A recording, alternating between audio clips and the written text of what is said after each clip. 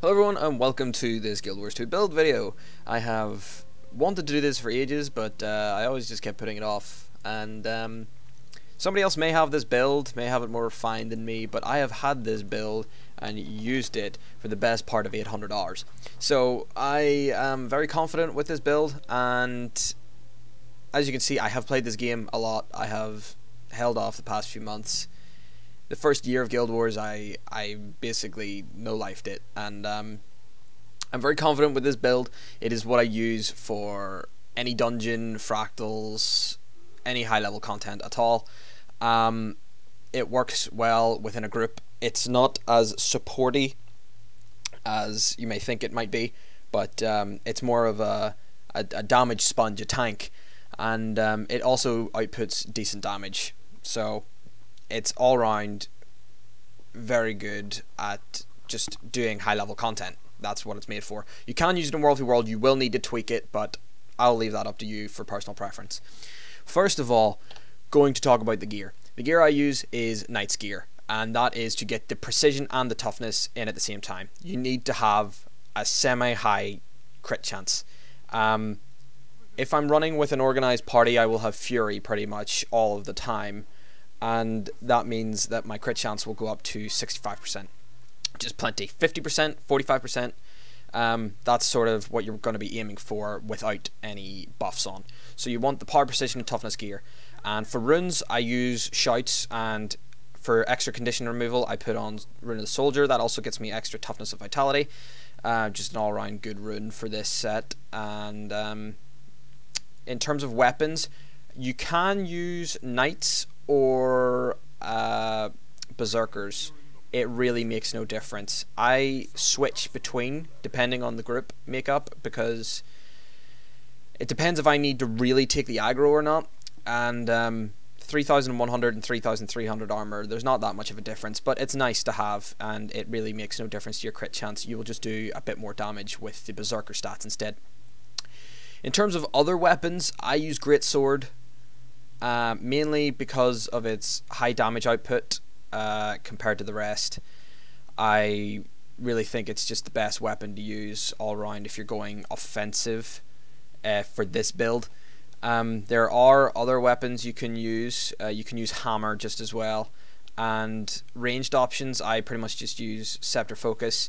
I don't really use sword or anything. I'm not really a crit guardian, so I can't make the best out of it, and it's just not as useful, I find, as the greatsword. In terms of the support weapon, I use staff. I'm going for Bifrost, but I've had no luck, so don't laugh at my terrible staff. This isn't really an offensive weapon, but you will see that it is really quite useful. The first skill hits 5 enemies, which can help with this build. The second skill is a nice little heal. If you explode it right in front of you, you get swiftness with it for movement, and Empower is really the main reason I have a staff. It is like a second heal. It gives you only 2000-ish if you complete the skill. It gives everybody 12 stacks of might, but that's the thing. It gives everybody around you 12 stacks of might, including yourself. And that's where the traits come in. Now, the trinkets, you can do whatever you want. I just did a mix match to get to the stats that I wanted. You could do all berserker, you could do all knights, you could throw some cavalier in there like I did just for extra toughness. It really makes no difference. It's just really personal preference. And this is where I'm going to go into traits.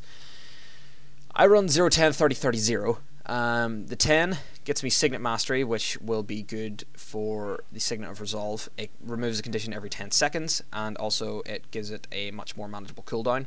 It is a massive heal, and really it's the only one I would consider using, considering I'm Norn. I might consider using the racial heal on the human if I was a human, but I'm not. The Valor line gives you toughness and crit damage, and you can use this to get more condition removal and more precision based on your toughness. You also get nice little, might when you block, gain Aegis when you go below 50% health. But altruistic healing is the one thing that makes this entire build work. As you can see, every time you apply a boon, you heal for 74. It doesn't sound like much, 74, every time you apply boon out of 17,000 health, that's not all that much. But if you synergize it well with empowering might, that means every time that you crit, which is why the crit chance is important, you apply might to yourself and your nearby allies. So that's 5 stacks of might, and every time you deliver a crit, you give yourself vigor, so that's 6 boons every time you crit. So that's why I think that the Great Sword's better, because Whirling Wrath hits everything around you multiple times, as well as the Symbol of Wrath and the Leap of Faith, which hits everybody around the target. Also, you gain might on Wrathful Strike in the auto attack chain, which is even more.